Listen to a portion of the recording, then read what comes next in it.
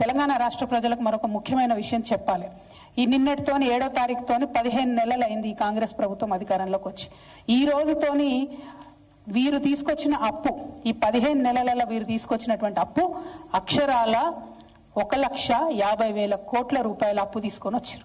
15 నెలలలో 1,50,000 కోట్ల అప్పు అంటే ఆ అప్పు మామూలుగా తీసుకురాలే. 2024 నవంబర్ 30 నుంచి మొదలు పెడితే ఇప్పటి వరకు ఈ రోజు వరకు తీసుకున్నటువంటి అప్పు మొత్తం 1,52,918 కోట్ల రూపాయలు కరెక్ట్ గా చెప్పాలంటే.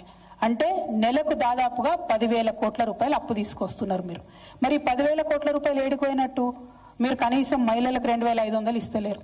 రుణమాఫీ ఇంతవరకు సంపూర్ణంగా కాలేదు. రైతు బంధు సంపూర్ణంగా కాలేదు. రైతు బీమాకి ఇంకా బాకీ పడి ఉన్నారు. బోనస్ ఇస్తామన్నారు, బోనస్ ఇవ్వలేదు, అది కాస్త బోగస్ అయిందని అందరు కూడా మాట్లాడుకుంటున్నారు. ఇట్లా ఒక్కొక్కటి లెక్క పెట్టుకుంటా పోతే నిన్నగాక మొన్న మీరు చేనేత మిత్రుల దగ్గరికి పోయినరు, వాళ్ళకి ఇవ్వాల్సిన బీమా డబ్బులు కూడా మీరు కడతలేరు. మొన్న మహిళల దగ్గరికి పోయినరు, మహిళలకు ఇస్తా అని చెప్పినటువంటి ఏ విషయం కూడా మీరు ఇస్తలేరు. మరి ఈ డబ్బులన్నీ ఏడిగిపోతున్నట్టు? కేసీఆర్ గారు అప్పు తీసుకొచ్చిరు అని బదనాం చేసిరు. ఇవాళ మేము కేసీఆర్ గారు తీసుకొచ్చినటువంటి అప్పుకు మీకు న్యాయ పైసతో సహా లెక్క చెప్తాం. మరి మీరు ఈ 1,50,000 కోట్లు తీసుకొచ్చిరు, దానికి లెక్క చెప్పాలని చెప్పి నేను డిమాండ్ చేస్తా ఉన్నా. కేసీఆర్ గారు మొత్తం 10 ఏళ్లలో తీసుకొచ్చిన అప్పు ఎంత అంటే, ఇది కూడా ఆర్బీఐ రికార్డే, నేను చెప్పే కవిత్వం కాదు. అప్పు ఎంత అంటే 3,89,000 కోట్లు.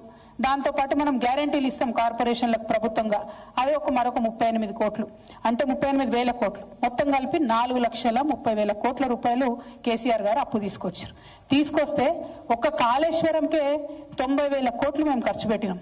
అది కాకుండా ఇతర మొత్తం ప్రాజెక్టులకు, పెండింగ్ ప్రాజెక్టులకు, రిజర్వాయర్లకు, చెరువులకు, మైనర్ ఇరిగేషన్, మేజర్ ఇరిగేషన్ అన్ని కలుపుకుంటే 1,37,000 కోట్లు వాటి కోసం పెట్టడం జరిగింది. మిషన్ భగీరథ మీద 37,000 కోట్లు పెట్టడం జరిగింది. మొత్తంగా అగ్రికల్చర్ అంతా కూడా, వ్యవసాయం అంతా కూడా చూసుకుంటే 30,000 కోట్లు రుణమాఫీ చేసినాం. అట్లానే ఫ్రీ కరెంట్ రైతులకు ఇవ్వడానికి 36,000 కోట్ల రూపాయలు ఖర్చు పెట్టినాం. రైతు బంధుకు 73,000 కోట్లు ఖర్చు పెట్టినాం. రైతు బీమాకి 6,892 కోట్లు ఖర్చు పెట్టినాం. అదే కాకుండా మనం మొత్తం కరెంట్ వ్యవస్థ అంతా రాష్ట్రంలో మంచి